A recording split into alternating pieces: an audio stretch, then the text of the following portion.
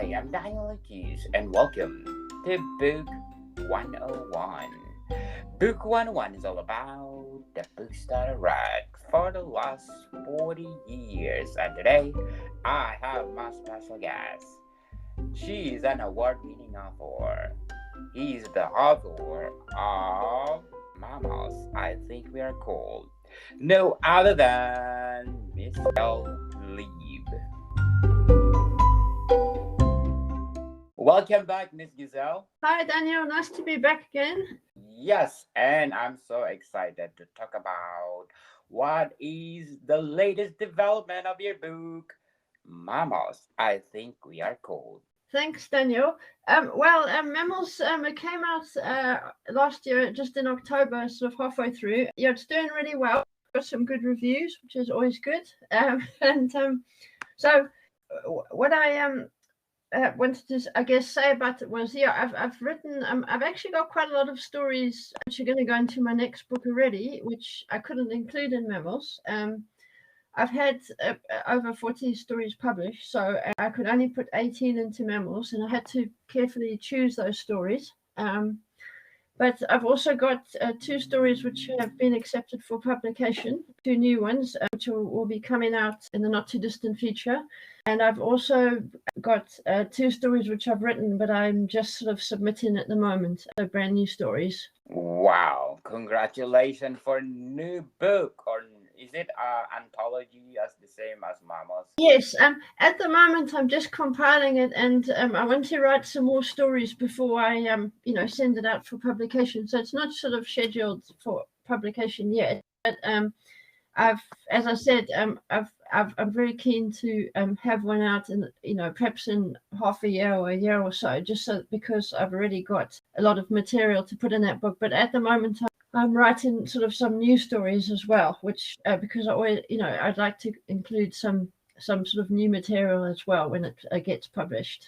Two stories which are coming out in magazines and anthologies. What you generally do with short stories, a little bit different to novels, is you generally try and get as many published as possible. Some publishers like you to have like almost all of them published. So with Mammals, I had out of 18 5 new stories that hadn't been published, and 13 which had been published in all sorts of different publications. And so yes, so at the moment I'm trying to get I've already actually got quite a lot of published stories which I can include in a new book, but I've got some new stories, one of which I got an acceptance on the weekend. Sold that to a magazine called Interzone. Interzone's a really exciting magazine. It's sort of probably like the most well-known kind of fantasy sci-fi magazine in the UK and the USA. Mine's going on IZ Digital, which is their digital sort of extension. They've basically changed ownership recently, and now another story which was published before by a magazine called Black Static, which was owned by the same publisher as Interzone previously. Everybody knows that place, about a cyborg who goes camping in the future. That's sort of dealt with more kind of horror. But the new Interzone is including anything that's fantastical, and hopefully we can talk a bit more about what I sort of call my book. I describe as literary fantastical, cross-genre or genre bending, and hopefully we can talk about that later. But my story that's coming out in IZ Digital, Interzone Digital, is called Ghost Herds, and it's about a sort of prisoner and a sort of herd of ghost pigs, which are kind of pigs whose existence is surmised from the DNA of modern pigs. It's an idea called ghost populations, where basically just by looking at the DNA of animals or even people, you can imagine that or surmise that there was, in this case, a population of a type of pig, but a type of pig where they've never found fossils for or sort of physical evidence, but from the DNA they can work out a sort of evolutionary link. So it's about that, and it's also got environmental collapse in it, which appears in lots of my stories.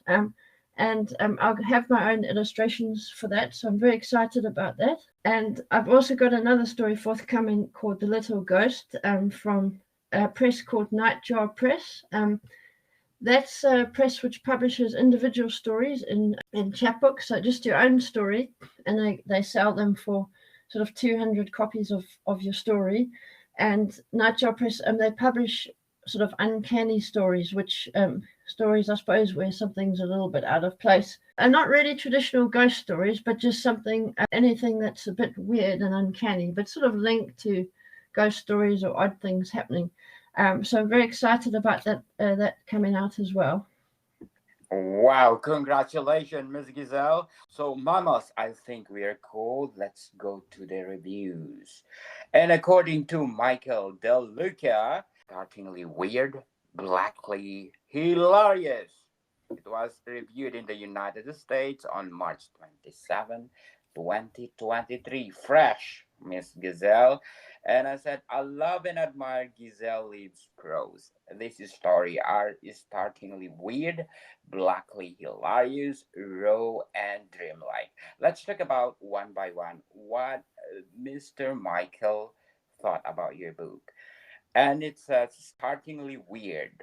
Yes, when I started writing stories, I often wrote about slightly odd things happening.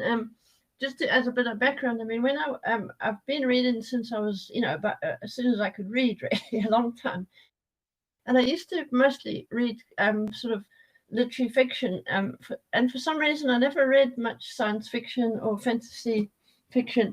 Where does a kind of category of science, sort of fantastical writing, it's quite hard with if you say fantasy to people, they think of sort of Dungeons and Dragons and that type of literature, but fantasy, or perhaps a better name, fantastical fiction, is really broad, so it includes a huge sort of a range of types of writing, from really sort of traditional authors. So later on, I'm going to mention a really good anthology, which includes stories by, for example, D.H. Lawrence, who no one, I think, would think D.H. Lawrence and think of a fantastical story.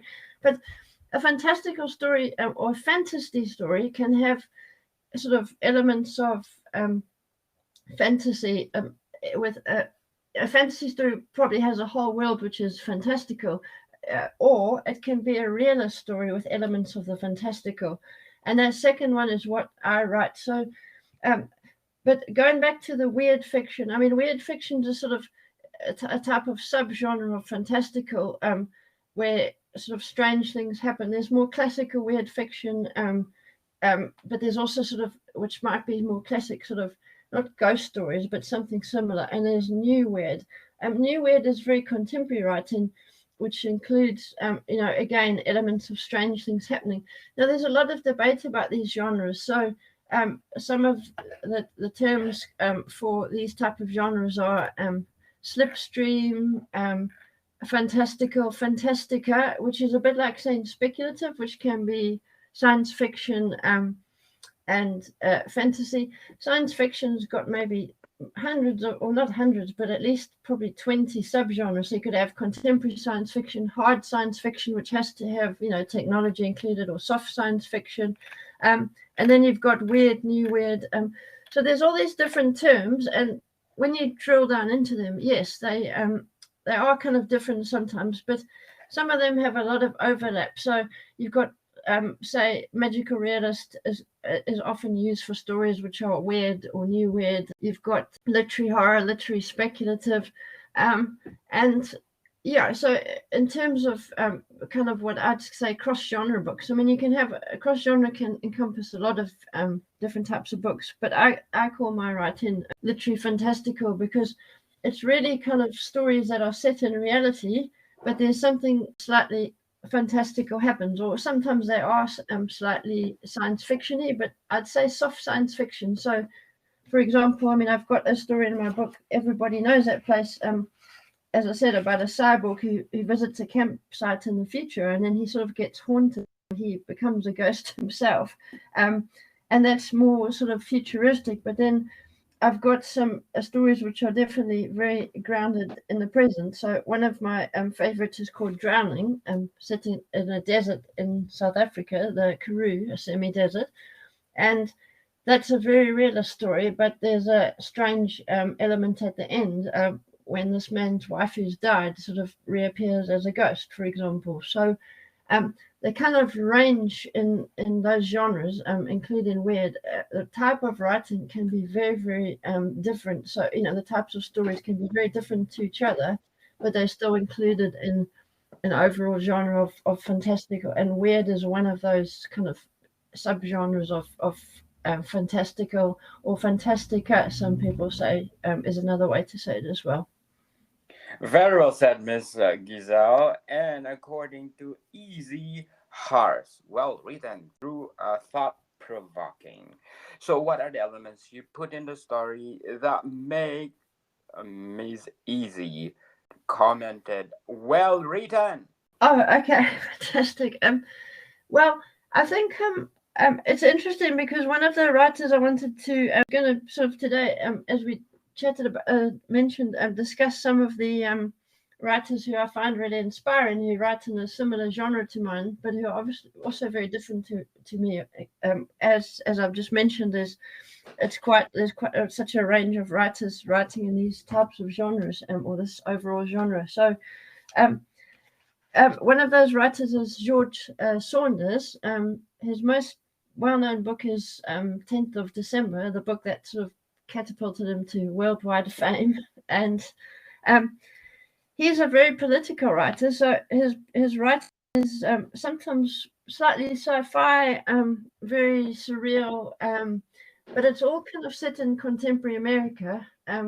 Often in or some of his stories in theme parks, these sort of bizarre theme parks where people people work in sort of do really strange things, which probably wouldn't happen in real life. But it's like he takes a situation and just pushes it to the outer limits. And but the interesting thing I'd say about his writing, he's got an amazing way with language. So he's kind of developed this whole language that his characters use, or we could even say different languages and different stories, which is a complete sort of satirization of American consumer culture and capitalism. But he never hits you over the head with it. So for me, short story writing, I really like political short stories, but not ones that are deliberately trying to give you a message. And I'd say that for all writing. So I think my writing is similar. So in the sense that my writing does have quite serious themes, but also I have a lot of very dark humor, which I think for me, humor that's dark is sometimes the funniest. But some of my themes, I guess, are about climate change, social media, and its strange consequences for people. Um, Perhaps like one of which seems to be a kind of narcissism. Um, a lot of outsiders in society and sort of fighting against society or fighting within society, wanting to belong or conflicted about it. Um, one of my stories in Mammals is about racism, and I've also got a couple of stories about loneliness, and I think it's sort of like the loneliness of the modern world. One of which is called "A Problem, a Lonely One," which is inspired by an Edward Hopper painting with three people sitting in a bar, and it's just quite an story. That one, although most of my stories are not that experimental, and they can be a little, but mostly quite narrative. Yeah, so I think in terms of thought provoking, I think my stories are thought provoking and make you think, but they're always stories first. And I think if you kind of have a concern, so I think climate change is a big concern of mine. Your concerns just naturally come out in your story. So you always write a story. I never think, oh, what are my themes or what am I about to write? I simply just write the story and find the story. And then later on you think, or someone tells you sometimes, you think, oh, it's got that theme in it. And you weren't trying to write the theme. You're just trying to write the story, but it happened to have those themes in it. Very well said, Miss Giselle. So, mammals, I think we are cold. How did you crafted it? Well, I started writing, I think about 12, 13 years ago. And I had no idea how to write. I'd always wanted to write, but I didn't really kind of know how to start. And then I found some books about free writing, which is just a type of writing when you just write whatever comes into your head. And somehow from that kind of technique, I started writing. It just freed me to just write whatever I wanted to. So once I'd sort of learnt about that technique, I didn't think too much. I just wrote whatever came into my head. And the great thing about short stories is they're short, so you can really do whatever you like with a short story and just have a lot of fun. And for me, writing is really playing around. So when I started writing, I didn't know how to finish stories properly, how to sort of have a story. Short stories really have to have a completeness to them. Beginning, end, middle. Sometimes you can mix it up and experiment, but I think you have to have the general technique before you do that. But I think the way I learned to write was simply by writing and reading a lot of other stories and seeing what other people did, and not copying people, but just, I think, absorbing different techniques. And that's, I think, for me, one of the most exciting thing about this literary fantastical genre is that it really lets you do whatever you like, and introducing of fantastical elements, I think, is often a very effective way of illustrating something in a story that perhaps if you were just writing a purely realist story, it wouldn't have the same impact. It could have in a different type of way. So anyhow, so in terms of writing short stories, I just I started to get published. I was lucky enough to have a story published, I think, in the same year or just at the end of the year, a really short story that I was writing. And I just continued to submit a lot of stories and get them published over the years until eventually I felt I was ready to, sending out my collection. And the thing, it took me a few years to get my collection published, which is common for a lot of writers. But the great thing about that was during those few years I was sending it out, I was really writing more stories. And I think the longer you write, the more techniques you learn for writing. It's an amazing process because it never stops. You can never learn everything there is to write about short stories, and you can only write what you can write. So it's a wonderful thing to do because it's you're always learning new and interesting things. You're trying out different things, and I must confess, before I started writing short stories, of course I read some short stories, but I wasn't a massive short story reader. I was a big novel reader and non-fiction reader, but over these last sort of 12, 13 years, I've read thousands of short stories. And recently I reorganized my bookcase, and I've got more short story books and novels on my bookshelves now. But yes, it's a long process writing a short story book, because short stories can take anything from, if you very, very unusually, a couple of weeks, but even that, I wouldn't say maybe 6 months or something. You can write like the beginning or the sort of rough draft in a few weeks, but I'd say some short stories would take 6 months. So I take, writing a short story as a serious endeavor, and it takes time, I think, to get that kind of depth and craft and final finishing touches to a good short story.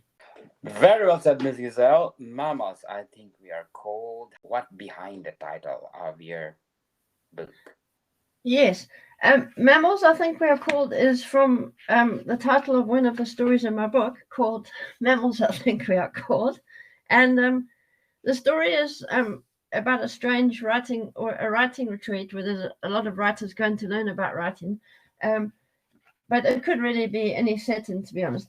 And they've got a really odd writing tutor, and he gets weirder and weirder. And at the same time, there's a hare in the garden who's always looking in the window of the writing retreat. And the story continues. It's got a main character, but the tutor gets more and more obsessed with this hare, and some of the people start writing about this hare that's looking in the window. There's also other animals in the story, which is common. A lot of my stories have animals in them. And at the end of the story, the hare is desperate to have hands because it hasn't got hands. It feels that human beings have all these advantages that it can't have, and it's very upset and obviously very envious. And at the end, the tutor kills the hare. You think he's killed the hare, and he serves it for dinner on the last day of this writing retreat. But actually, Um, as they're eating dinner, you realise I'm giving away the ending a little bit here, but I think it's okay because I still enjoy the story if I hadn't explained this. But at the end, the hare actually manages to sort of transubstantiate or cross over, I suppose, into the tutor's body, and is kind of very excited because he's learning how to speak, which he's also not been able to do being a hare. So he says he sort of says to the main character, "Mammals, I think we are called." So he's just realizing, the kind of, I suppose it's about the fact, that other animals are also mammals. And it's just what he says to sort of emphasize that his sort of connection with the humans. And I suppose a lot of my stories is another one with Finnear about a dolphin's a bottlenose dolphin cross a false killer whale, strange hybrid dolphin, I guess. And in that one as well, dolphins are also, or dolphins in this case, are also mammals. So a lot of the stories in my book do have animals in them. So it's just about this hare is very excited sort of to speak and be part of the mammal family. Yes, Miss Giselle, before we go on, I want to shout out to the people listening in South Africa. In Gauteng, I got 54% audience share. Western Cape at 23%. KwaZulu Natal at 17%. Limpopo at 2%. Northern Cape at 1%. Mupalanga at 1%. And the last but not the least, Eastern Cape at 1%. Thank you for supporting this podcast because this podcast is created to empower writers all over the world like Miss Giselle Leeb. So, Miss Giselle, what is the title of the sequel of Mammals? I think we are cool. Oh well, I haven't got a title yet because I haven't. As I said, I'm still sort of putting it together, so it's not, it's not scheduled for publication at the moment. I'm just working on it at the moment, so it hasn't got a title yet. But so we'll see what that is. I'm obviously based in the UK, but I'm from South Africa, so it's great you reading out those but those stats. Fantastic.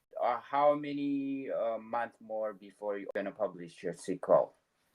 I'm not sure. I mean, obviously, I've got a publisher, who Salt Publishing published Mammals. But at that stage to send it out yet, so maybe a year or something. I think. I'm actually writing a novel at the moment as well, so a shortish novel, I think. So my first novel. So we'll see what happens in terms of where it gets published and who's going to publish it. But I know as I said, it's just a work in progress at the moment. And I'm just writing those sort of stories at the moment, which will hopefully writing some new stories for that second book. Yes, Mammals, I think we are called the best highlight. The best highlight? Wow, that's a difficult question.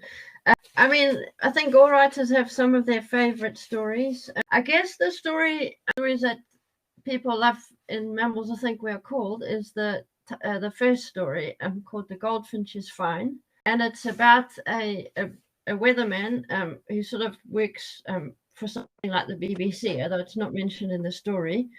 And it's set sort of in the present, but maybe like 10, 15 years time.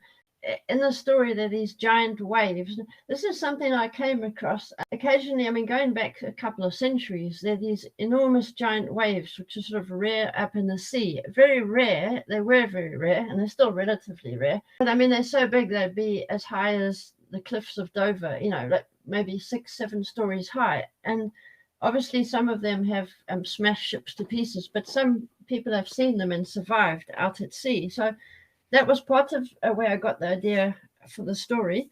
And this weatherman's obsessed with this goldfinch, which isn't really a goldfinch, it's a white-winged Diuca finch, which is a finch which nests in ice in Peru. So unusual bird. And I can't remember how on earth I came across that. So in the story, the weatherman is working in the studio, and he's getting more and more terrified of these waves. He has to keep reporting on them, and because of climate change, these waves are in fact becoming more frequent. still relatively rare, but obviously quite devastating, especially if they either at sea and there's a ship around, or on land. So he gets more and more stressed about this. At the same time, it's a kind of love story, I guess, because he comes out as gay, although he hasn't been very happy. He hasn't really acknowledged that about himself before. He meets his sound man at work, or the cameraman, I should say, and but that's sort of part of the story, and it's really like, I suppose, so I think a lot of stories are about two things at once. It's about climate change, it's about a love story, and it's also just about accepting yourself as you are and living life, and perhaps living life which we'll all be doing in the future, among sort of crazy weather events. But I think it's quite a touching story, and he really loves his bird, the goldfinch, or the ice finch, really, that he watches on this webcam. And that's I think one of the highlights of the book for a lot of people. One of my favorite stories, which is a new story, is called Barleycorn, and I think it's mentioned in that review by Michael DeLuca. He's got a great way of describing it. I'll have a quick look now. It's Barleycorn is about a forensic pathologist who's investigating a strange murder in the big city, and at the same time there's a student studying climate change, and at the same time as that's happening, there's a strange kind of thing going on in the city. Lots of people are turning hairy. A plague of people who are growing lots of hair. That idea sort of came to me, I guess, from my dreams, really. I had a dream about a hairy person, also an ancient sort of symbol for a kind of wild man. And the stories are what I call folk horror, because it's also got this man being chopped up, but he's also a kind of the forensic pathologist is in a city, but he comes from a farm, so it's got sort of I suppose references to human sacrifice and that type of thing, and I think so the way Michael J. DeLuca describes in his review is and Barleycorn, in which a mysterious plague of spontaneous hair growth coincides with a hunt for a serial killer. So I really like that description. So I think that for me is a real highlight. And I guess one of my other stories, which I think is people have found perhaps more moving, is called "Are You Cold, Monkey? Are You Cold?" And it's about a girl who works in a lab where they're doing experiments on monkeys. Harry Harlow, a psychologist, did these on monkeys going back, like I think the 50s, where he basically gave monkeys a cloth mother. So sort of there was these wire kind of mothers, like and one had cloth on it and one didn't. And what he did was he wanted to show that human beings have a need not just for food, because a lot of children in orphanages would actually sometimes even die without physical touch. But before that, they thought that all babies needed was milk, they didn't realize about the touch. So he did these experiments to show that these monkeys, if given the chance, would prefer the a sort of wire frame with cloth over it, which was more like a warm mother, over actual milk, a sort of wire frame with no cloth on it, just with a bottle. Some of the monkeys sort of grabbed the bottle and then jumped onto the cloth mother. And it's also about depression, and this girl's quite depressed in the lab, and she sort of identifies with these monkeys quite a lot. And I won't tell you what happens in the end. It's quite a hopeful ending, I think. But she sort of gets to know the monkeys, and the monkeys sort of get to know each other, and kind of two of the monkeys meet each other, and sort of in the story you see what happens. So I guess those are a few highlights from the book, and I think all the stories are strong stories. And one last one, As You Follow, that's more sort of, it's got quite a different style. That was published in the Best British Short Stories 2017, so selected for Best Short Stories of the Year in the UK. And that's called As You Follow, and it's set in a Bavarian beer cellar in London, where I used to live at one point, and not in the cellar in London. And it basically has a sort of ghost boy in it, and it's all about this man who kind of sees this boy in a bar, and realizes he's so young, and he thinks back to when he was young, and just about how, when you're young, how you can just have so much fun and enjoy yourself, and sort of, and then it's a kind of ghost story near the end, and leads to, I won't give away the ending completely, but it's all about like being young and enjoying life, living for the moment, I think, and also about death as well, the fact that we're all going to die someday. Yes, definitely. So before we go on, Miss Giselle, I'm inviting you to listen to my other podcast, Food 101, our third season, with Chef Alessandro, one of the executive chef in one of the five-star hotel in downtown Toronto. Plus one more, please do grab a copy of my photography book, Spring Flowers and Panoramic View. Is all taken in one of the beautiful place in the world, British Columbia, Canada. So please do grab a copy. Spring Flowers and Panoramic View. So, Miss Giselle, who are your favorite author or Yes, authors? yes. Well, I've got that's a big question, but I've narrowed it down to short story authors for literary fantastical genre bending, just because that's kind of in the same genre as my book. So if I could probably talk all day, all my favorite authors. One of whom is Jane Austen, which I used to love when I was about 14. But my authors in this genre. The first time I came across this genre, I think, was an author, Kurt Vonnegut, American author. Um, and one of his most famous books, I think I studied it at university, was called Slaughterhouse-Five. And in this book, he uses sort of techniques which I didn't actually notice so much at the time. It was only once I started writing that I went back and thought, oh yes, he uses kind of science fiction. So his book is about the bombing of Dresden, Slaughterhouse-Five, quite a short novel. But also, within the book, he has the characters going to another planet where people are sort of watching these two humans as if they're in a zoo. And he also has this famous sequence, a bit like a film, where because it's all about the bombing of Dresden, which was basically like they set the whole city was a fireball. It was horrifically a horrific incident, but he's got the whole sequence going backwards in the book, so the planes flying backwards. It's a very very strong kind of technique, I think, for evoking the sort of horror of that war. But he's very funny, very satirical, very dark as well. So that was my first kind of fantastic writer. So I'm cheating a bit because he's not a short story. He has written short stories, but he writes novels mostly. Or write. So my next short story writer is George Saunders. I think I mentioned him at the beginning. He's written 4 or 5 short story books, and he did write one novel, Lincoln in the Bardo, which won the Booker Prize. But I mean, I really like the fact that he's famous for his short stories. And in the USA, I mean, in the UK, short stories don't do quite as well as the USA. So it's harder for short story writers to do as well as novelists. So some of my favorite stories from him, and some of these you can find online.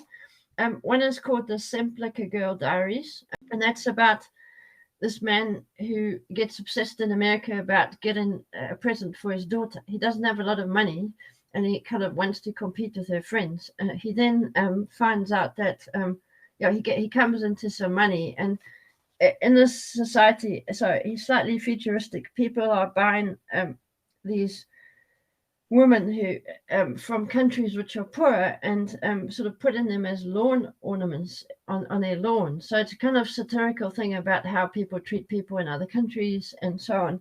And it's just an absolute genius story. He's another famous story is called John, Jon, and that's just an astonishing story about these young people who kind of are basically just evaluating products, and they can only speak in the language of products. They can't really talk in normal language. And again, it's about the sort of commodification of things. I could go on. So that's just a couple. Now, one of my top writers in this genre, George Saunders is very political, but as I said, he just plays around as well. But Kelly Link is a very playful writer who's also just an amazing kind of fantastical writer. Her latest book is called White Cat, Black Dog, and it's basically 7 fairy tales which are retold as modern stories, and it's just amazing. I mean, it includes like say a story called The White Cat's Divorce, which is absolutely amazing, about a rich man who have to sort of go out and try and impress him before he'll sort of let the to decide who's going to inherit his money. But it's really a trick, and it features a whole lot of cats running a weed farm in America, and just in Kelly Link's stories, anything can happen. She mixes, she really knows her sci-fi fantasy as well, and she just mixes all those genres up. Amazing writer. So she's written 4 books or so. Another writer similar to her in a way, but with her own style, is called Amy Bender. So she's another writer I'd recommend in that style. One of my favorite more recent writers is called Mariana Enriquez, and she's written. She's just sort of recently. She's Argentinian, and I lived in Argentina for a year, so some resonance for me. She wrote a short story book, which has been translated, called Things We Lost in the Fire. Her stories use a lot of gothic elements, a lot of horror. Again, they're very realist, but they've got these strange elements in them. And Argentina was up till 1983 was a military dictatorship, and there's a lot of sort of terrible things that the various military dictatorships did to people. And her stories are not directly, they kind of reference that, but they're stories within themselves, kind of slightly horror, kind of fantastical, realist stories. So, for example, there's one called Adela's House, where it's really just about these kids who play and they go into this house, but inside there's all these weird things which reference some of the people, the kind of torture. Sounds really harsh, but the torture methods that were used in Argentina. And yeah, she's just a stunning writer, incredibly good at characterization and sort of just social commentary, a bit like George Saunders, but again, just through telling a story. So that's a top recommendation. She also wrote her follow-up book to that is called Smoking in Bed. And then there's 2 anthologies. Well, actually, before I do the anthologies, I'll just mention my mentor. So I got a mentorship with the Word Factory, which is in 2019. It's a short story organization in the UK, and they do all sorts of events with short story writers.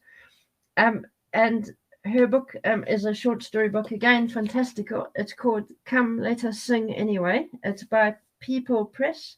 Her name's Leonie Ross, and it's got a fantastic the whole book is fantastic, but there's one called A Surreal Sort of Story, which was published by Nightjar Press originally. It's called The Woman Who Lived in a Restaurant, and it's about a woman who is kind of having a relationship with the man who runs the restaurant, but the restaurant is like a third person who will never let her leave the restaurant. But it's actually a metaphor for someone probably having an affair, and that's a great thing. It's a great example of what fantastical writing does. So it's about the restaurant is like the jealous, angry wife in the story, but it's a restaurant, and it's just absolutely stunning story. So she's a top recommendation of mine. And then 2 anthologies which I've read, which I'd highly recommend. One's recommended also by Margaret Atwood, I think, on Goodreads. So it's called, I think you have to sort of get secondhand copies of this, but you can get it on Amazon. It's called Blackwater, the Anthology of Fantastic Literature, and it's by Alberto Manuel. So you spell it, his surname is Manguel. Published by Picador. It's got 72 fantastical stories, and it's just got the most astonishing mix of writers. So from like Julio Cortázar to, I think I mentioned earlier, D.H. Lawrence. Is a story by D.H. Lawrence with a fantastical element. Graham Greene, Saki, Edgar Allan Poe, a sort of classical kind of horror, I guess, writer or ghost writer. E.M. Foster, Henry James, Ital Calvino, who's known for kind of more fantastical writing. So just this amazing mixture of stories. And another book I'd really highly recommend is it's a book of fantasy from the 60s to modern day, and that includes some of the writers I've just mentioned, like Kelly Link. And that's it's called The Big Book of Modern Fantasy, and it's edited by Anne and Jeff van der Meer, who also edit books or have anthologies of weird fiction as well. Very well said, Miss Giselle. So please invite our listeners to buy Mammals. I think we are called. Thanks, Daniel. Mammals, I think we are called. You can buy it from Salt Publishing, so it's saltpublishing.com. It's always good to buy from the publisher if you can. It's also available on Amazon, and you can also buy it for those South African listeners. Let me just find it on my website, 26. You can buy it from in South Africa from a website called Take a Lot or loot.co.za. So Take a Lot, loot.co.za. Otherwise, yeah, in the UK, as I said, Salt Publishing. So that's saltpublishing.com. My local bookshop in Nottingham, where I live, is 5 Leeb's Bookshop, which also sells it. Amazon, you can buy it, order it from Waterstones, internationally from Blackwell's online.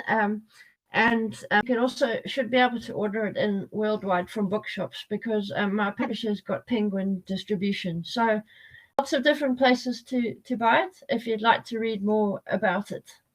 Yes, thank you for your time, Ms. Giselle. Can you give inspirational thought for those people who want to publish their story?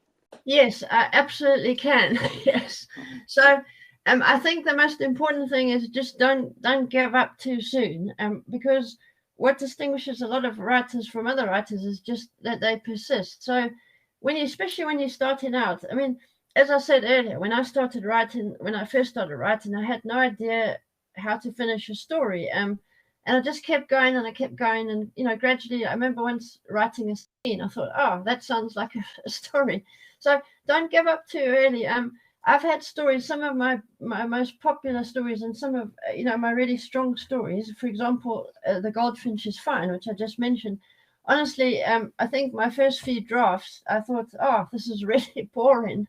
But what a good way to sort of work, I think, especially when you're starting out, is don't censor yourself either. That's related because often if you start to think, oh, that's a terrible idea, I've thought that as well, but just ignore those voices, keep writing, see what happens. And if you're stuck, try some free writing. So free writing is where you just perhaps if you're writing a particular story, let's say, I don't know, about a horse, you might just write the word horse and then free associate. And that often just loosens up your writing. So just keep going. And remember that a first draft is always rough. So on your first draft, you just want to get from the beginning to the end. But in subsequent drafts, that's when you can refine it, add things to it, take things away, perhaps write a little bit more, and so on, and play around, move things around. So yes, I mean that's I think my most important advice is just don't give up. It takes time to learn sort of short story craft. Another thing to do is to read other writers, and when you see it, you think, oh, that's how people do it. So there's a lot of craft to writing, and the more craft you have, the more freedom you have. Once you've got some of the craft, then it's a lovely feeling because when you have an idea, you can sort of run with it quicker. But it doesn't matter if it takes longer. It will take longer when you're starting, but sort of once you've got craft, your writing will naturally expand. Yes, very well said, Miss Giselle, and thank you so much for your time. Thanks, Daniel. It's been great. Thank you. Yes. Bodycount people, see you soon.